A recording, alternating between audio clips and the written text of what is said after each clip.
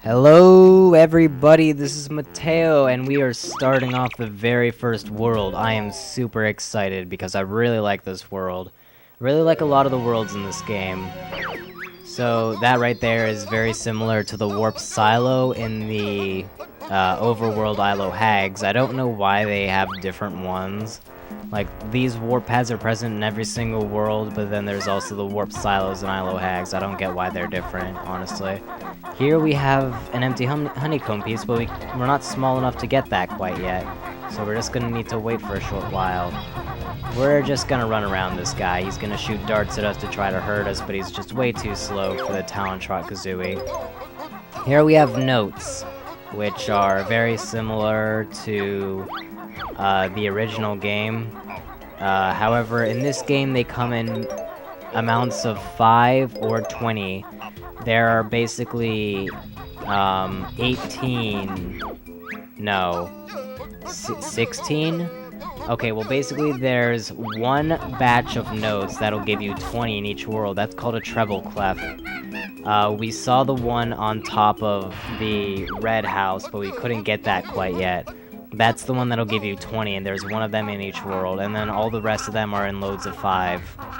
That's right, they aren't in sets of 1 like they were in the last game, which makes collecting them a heck of a lot easier, and I'm really glad for that.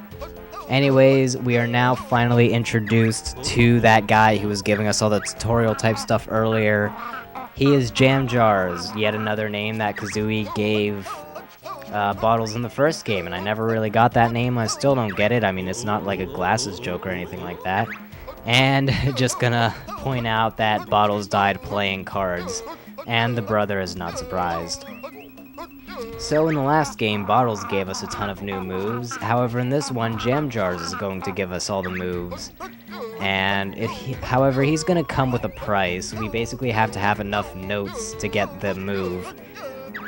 He won't take them away, but we'll need increasingly large amounts of notes to get the moves. So yeah. Yeah, that's basically how we prove our sorry selves. This one he wanted 25, we already have 40 just by following the path. Also, that Jinjo whistling in the background, I hear you. I'll get you in a minute. I'm talking right now. God, so rude. You know, I could be holding A to make this go faster. And then this guy rhymes, however, so I like how he mentions all of the moves and he explains them by rhyming. It's pretty nice. I like that. So we have... Okay, I'm kind of surprised I got that as the very first one. Usually he'll just jump in and then the thing will open up and he'll go right through. But occasionally that'll happen where he hits his head and it's kind of funny. Alright, I actually think that the Jinjo is like right down here. Or at least there's one down here that I kind of forgot about in my haste to grab those notes. So we're just gonna run down here for a second and grab it right quick. Yep, there it is. I believe that's red. What, press B to dive? Yeah, B to dive. Hold R to turn quicker. There we go, we have the red Jinjo. That's 1 out of 6. So it's gonna take a while. Oh, we can't do that quite yet, alright.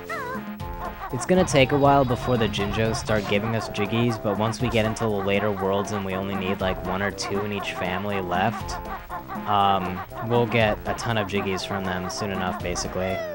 Again, it's kind of random, so I mean, we could get like 3 from each family and then not get like any Jiggies from it except for the ones that have 3 or less. Here we have some more notes that we can grab. Since this is the first world, it's all really easy and they're just right there in the path. Over here, we can use our brand new first-person aim, and by shooting eggs into all of these mouths, we can open up this area, which we can't really do anything with this quite yet. I mean, we could get introduced to a guy's problem that we can fix, and that's what a lot of this game is, rather than just like finding a Jiggy on top of a mountain or something like that, although there is still that occasionally.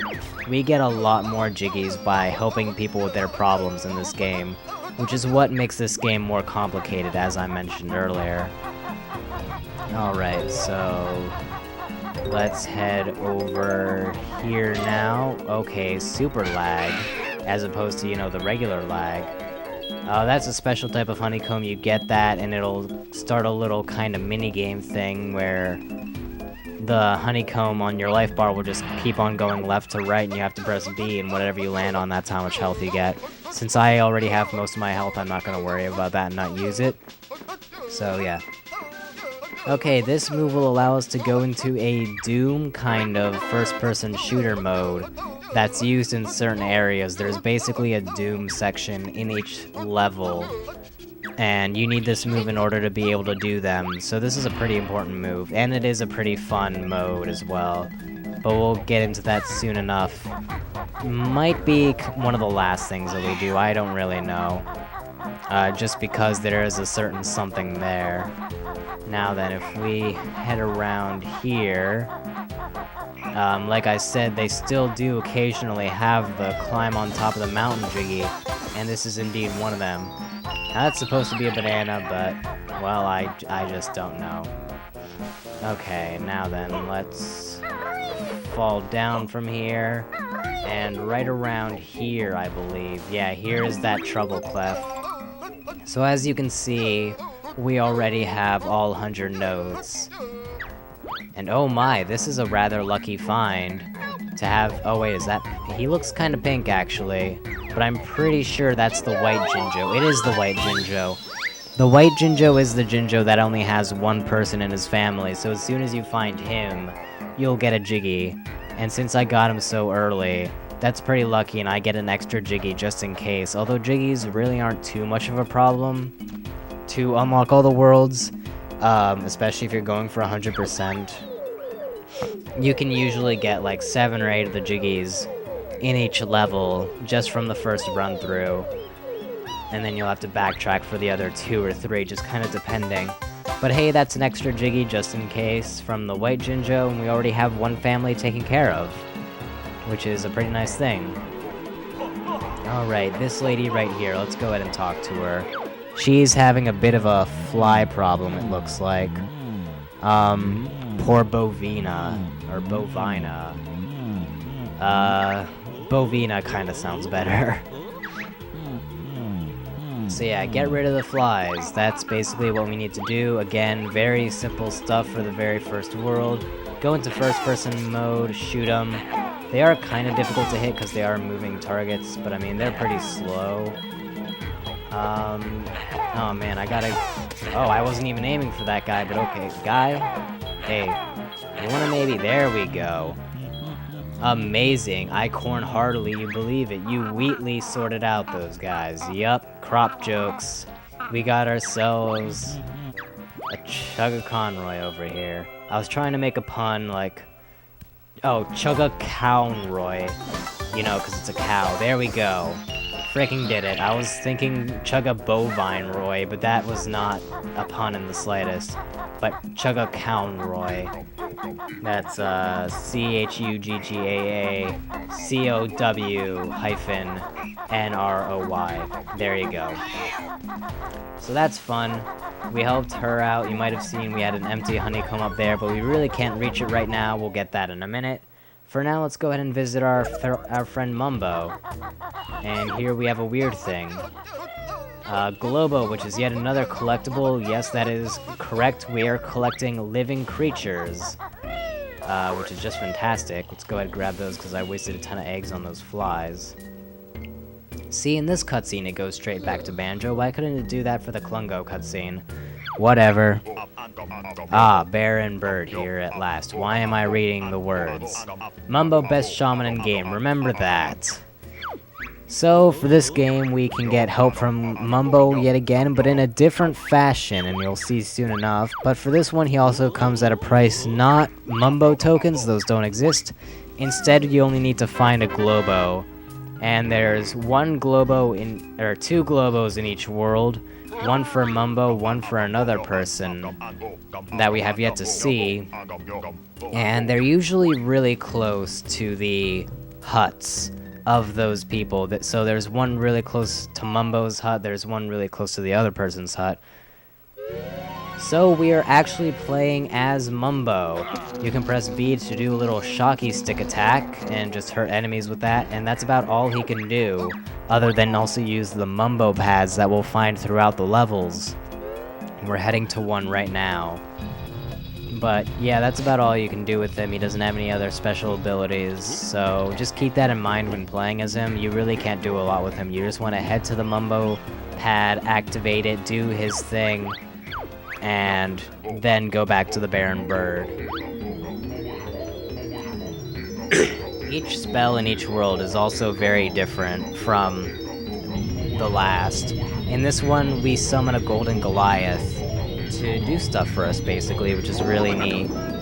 Now, usually I can do all of this guy's stuff in a single run. You have a limited amount of time. I want to say it's like 2 minutes to play as him. And I'm hoping to be able to do all of this stuff without making the time run out. Magic only lasts a short time. Yeah, no thanks. Oh, 75 seconds. That's a heck of a lot less than what I thought. Alright, so first and foremost, we want to come over here and kick open this rock. Normally you'd need a different move from a later world to get that, but by kicking it open, you get it sooner than later. Ah, crap, this is the door that you go through like this, and you have to go through it here as the Golden Goliath. I think because of that mess up, I am going to need to take 2 runs.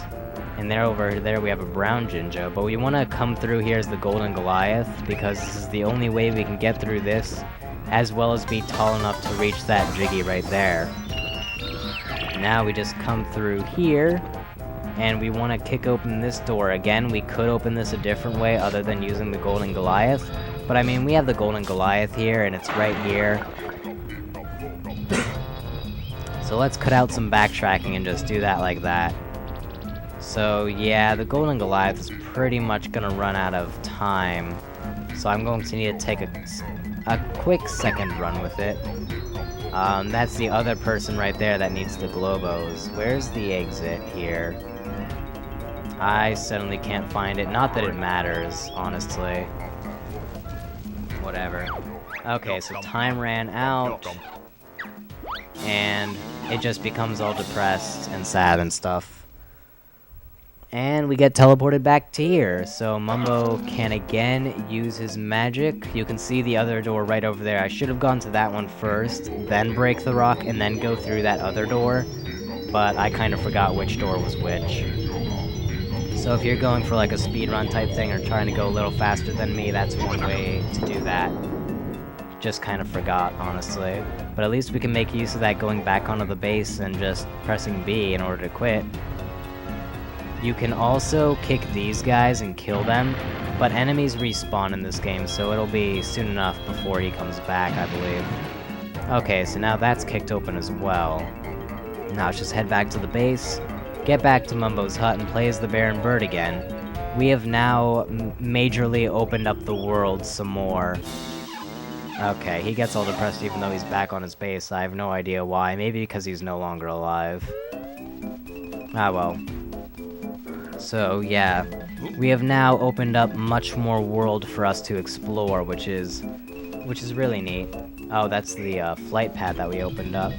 Okay, so let's go over here now. And, oh, no, not near Wumba's wigwam. Okay, well, they showed it right there, so I'll just say Wumba is the other person that needs the Globo, and she does a different magic other than what Mumbo does in this game.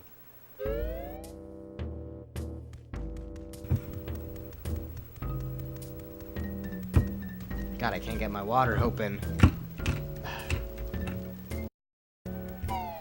Alright, sorry about that very extended silence right there. My throat was killing me and I really needed some water. I think this will be the last video that I record today.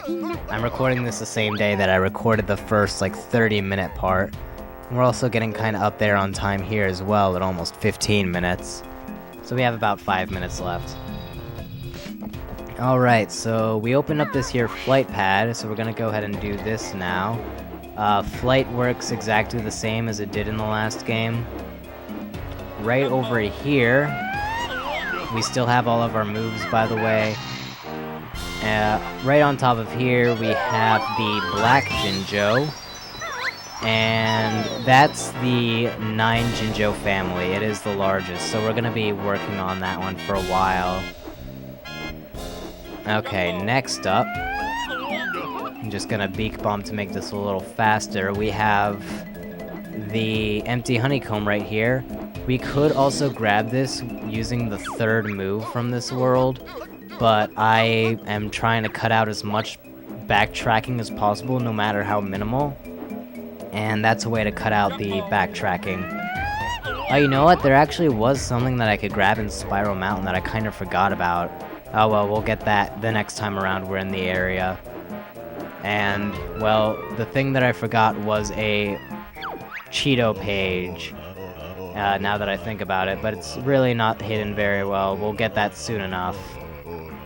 But yeah, Cheeto, yet again, will give us cheats and stuff, but he will also come at a price. As you can see, he only has 4 pages left. He's really not looking too good. Ah, dang it. That's why I had to go in here. And I have to listen to this guy's problem. Because then he'll open up that door right there. Crap. Alright then, what's up with you? It's terrible. Can't find priceless relic thingy. This is actually where the picture from the very first puzzle that we did came from. This guy running around trying to dig through the gold and find the priceless relic thingy. So now by talking to him, we have opened up that door, and now we can go in there, but we have to fly back up there again, so that's a thing we have to do. So I'll meet you back up there again. Wait, isn't there a thing in here? I think there's a thing in here real quick. Yeah, right here's an empty honeycomb piece. There you go. So now I'll meet you back up at that door from the flight pad. Alright, we are now approaching the giant tower yet again, and this time we're actually going through the door that is now open, which is neat. Okay, we just randomly fall through. There's the shock jump disc. We have yet to see one of those, and they really don't appear too often in the game, honestly. Right here we have a switch. Get used to switches like this. Basically, it opens up a gate that will lead you to a future or past world, and it's just another way to get to that world. For instance, this actually goes to the 5th world, but a very small part of it that really doesn't go anywhere else otherwise. Now, here is the priceless relic thingy. However, if we step on this stuff, it'll make a noise, this guy will wake up and kick us out, and we have to go back in and try again, basically. So what we want to do is, but really that's not a big deal, what we want to do is hold very slightly on the control stick so that you tiptoe like that when walking across the thickets and stuff. So yeah, back before I actually had my N64, but I really wanted to play this game, I emulated it. Yes, I know that's illegal and stuff, but basically what I had to do was try to step on this thing, go into talent trot mode, make a jump like that, cause basically my controller did not allow tiptoeing like this. Heck, it's even difficult. Yeah, my controller didn't allow this kind of tiptoeing, so I had to do that in order to get this freaking thing, which I mean is a nice speedrunning tactic if you could get it right and not get too hurt from it. But that's just a thing to keep in mind. And then we just fall through this path, we'll get out of here, and then we can go return this to the cat guy. And I'm pretty sure that that's gonna be the last thing we're gonna do this part. So there you go. It's a nice cutoff point, I guess. Alright, where is the exit? Exactly. Here we go. It's right through. It's hidden very well. You just go straight through it as though it wasn't even there. Kind of odd, but you know, N64 limitations. And yeah, you think that the thing like disappeared on you, but I think if you check your objects and items, it's still there. Banjo's just not carrying it atop of his head anymore for whatever reason. I honestly don't know why he was carrying it atop his head before, but you know, whatever. And you can just go straight down here and get this guy, give him his priceless relic thingy, and he will give you a priceless relic thingy that you will be interested in. Careful, this is a family game, I love that line. Yeah, okay, so we get a gold piece of our own in the form of Jiggy. Now, I really don't want to stop playing this game right now in this world, but my voice is killing me and we are at 20 minutes. So I think we're going to call it here. And in the next part, we will explore those other sections of the world that we opened up with the Golden Goliath statue. We already explored one of them a little bit, slightly, like we opened up some other stuff in there with him as well, but the other one is completely new. But we'll explore both of those in the next part. I kinda doubt we'll have enough time, but if we do, we'll also explore that temple, which I'm saving for last for this world. But with that, I will see you all next time. Goodbye.